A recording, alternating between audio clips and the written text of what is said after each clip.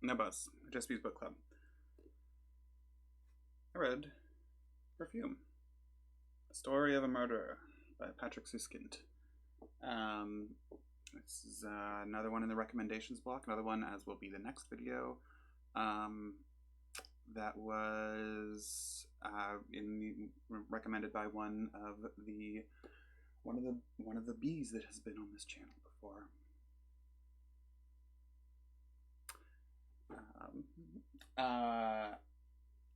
Yeah, I had some familiarity with this book. I had heard of it over the years.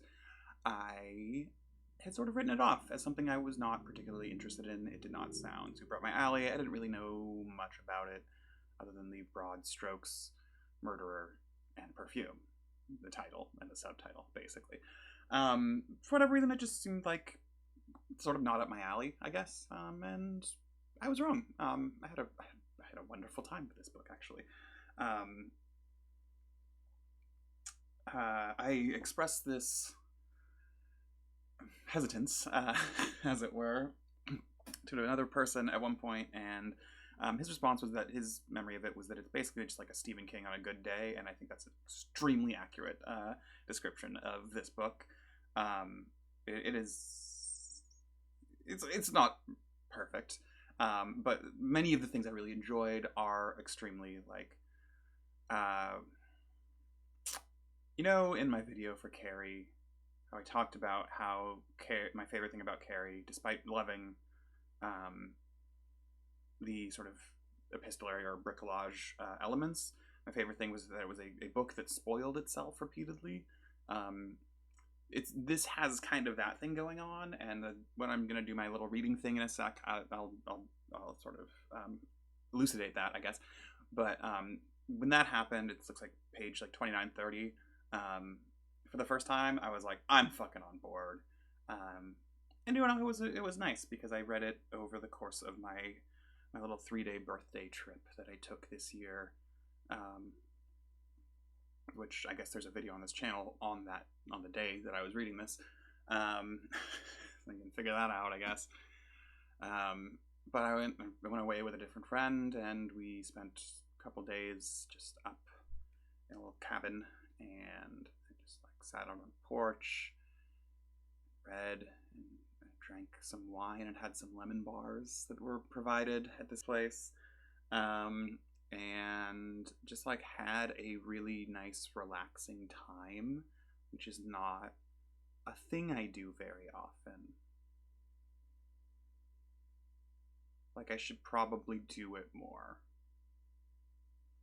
instead of doing things like running a channel for no one, to just like give myself a task.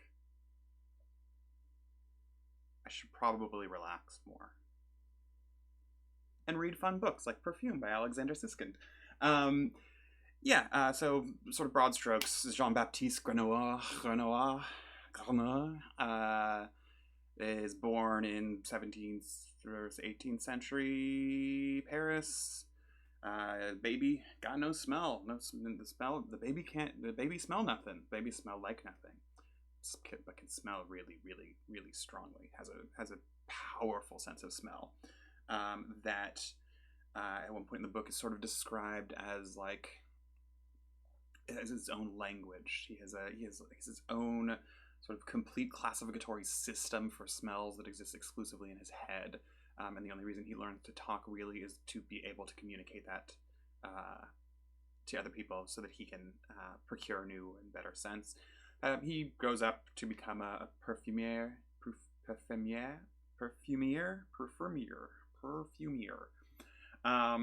and is obsessed with scent.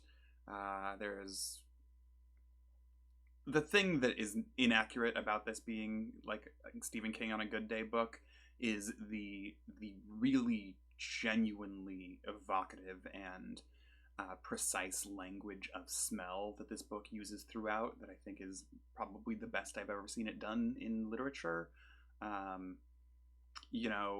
I feel like Proust comes close, but like Proust isn't exclusively interested in smell, although it does come up. The flowers repeat themselves. flowers that I think I was doing the owls are not what they seem thing there, but the flowers repeat themselves. I don't know. I don't know, man. Yeah, and it's sort of Grenouille's journey throughout life to perfect scent in certain ways that turns him over the course of time into a murderer, into what this has also got a pretty banger opening sentence.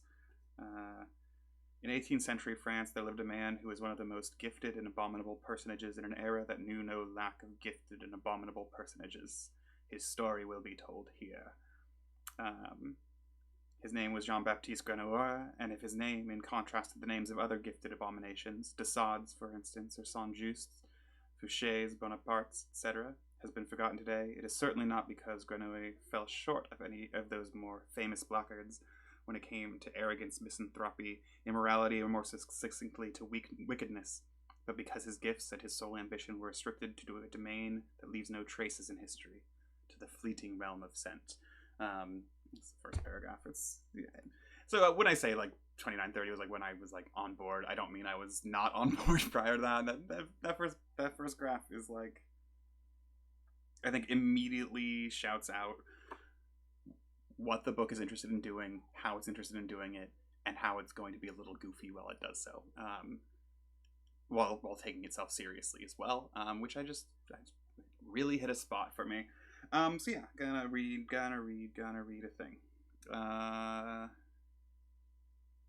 Okay. So the setup for this is Jean-Baptiste is still very young. I guess he's just turned 10 at this point, but or something along those lines. But for years he was in the care of a woman named Madame Galliard, who is a woman who has no sense of smell whatsoever due to an accident, and who is sort of extremely rigid about taking care of kids and abusing them pretty explicitly. There's a line something like, a child who shit his pants would receive 3 slaps and 1 less meal. Like, there's extremely codified living that she designs for these children, and she sets exactly half of each sort of paycheck aside to buy an annuity for herself in her late life, because her husband, I believe, died sick in a mass hospital, and that's like the one thing that she wants to be able to avoid doing. This is relevant. Since we are to leave Madame Gaillard, I'm all over the place with pronunciation today, apparently. Since we are to leave Madame Gaillard behind us at this point in our story and shall not meet her again, we shall take a few sentences to describe the end of her days. Although dead in her heart since childhood, Madame unfortunately lived to be very, very old. In 1782, just short of her 70th birthday, she gave up her business, purchased her annuity as planned, sat in her little house, and waited for death. But death did not come. What came in its place was something not a soul in the world could have anticipated. A revolution, a rapid transformation of all social, moral, and transcendental affairs. At first, this revolution had no effect on Madame Gaillard's personal fate. But then, she was almost 80 by now. All at once, the man who held her annuity had to emigrate, was stripped of his holdings, and forced to auction off his possessions to a trouser manufacturer. For a while, it looked as if even this change would have no fatal effect on Madame Gaillard, for the trouser manufacturer continued to pay her annuity punctually. But then came the day when she no longer received her money in the form of hard coin, but as little slips of printed paper, and that marked the beginning of her economic demise. Within 2 years, the annuity was no longer worth enough to pay for her firewood. Madame was forced to sell her house at a ridiculously low price, since suddenly there were thousands of other people who also had to sell their houses. And once again, she received in return only these stupid slips of paper. And once again, within 2 years, they were as good as worthless. And by 1797, she was nearing 90 now. She had lost her entire fortune, scraped together from almost a century of hard work, and was living in a tiny furnished room in the Rue des Coquilles. And only then, 10-20 years too late, did death arrive, in the form of a protracted bout with a cancer that grabbed Madame by the throat, robbing her first of her appetite and then of her voice, so that she could raise not one word of protest as they carted her off to the Hotel Dieu. There they put her in a ward populated with hundreds of the mortally ill, the same ward in which her husband had died, laid her in a bed shared with total strangers, pressing body upon body with 5 other women, and for 3 long weeks let her die in public view. She was then sewn into a sack, tossed into a tumbrel at 4 in the morning with 50 other corpses, to the faint tinkle of a bell driven to the newly founded cemetery of Clamart, a mile beyond the city gates, and there laid in her final resting place, a mass grave beneath a thick layer of quicklime.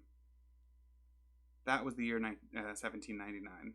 Thank God Madame had suspected nothing of the fate awaiting her as she walked home that day in 1746, leaving Grenouille and our story behind.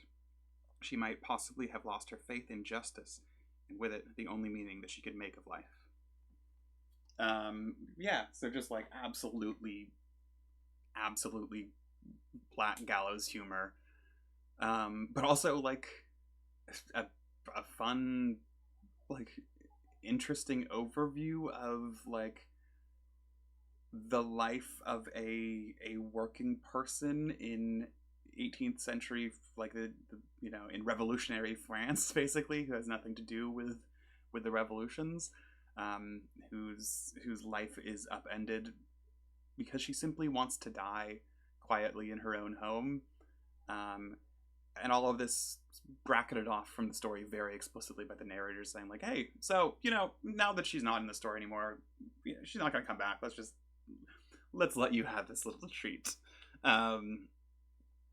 Joyful stuff to me. That woman dying in her 90s of throat cancer, not actually a joyful thing, obviously, but the writing of the thing really tickled me. Do you have anything else to say? I don't think so. Had a good time with it. And I've also had a good time. There's not a way to to transition that into the thing that I say at the end of these things. Shit.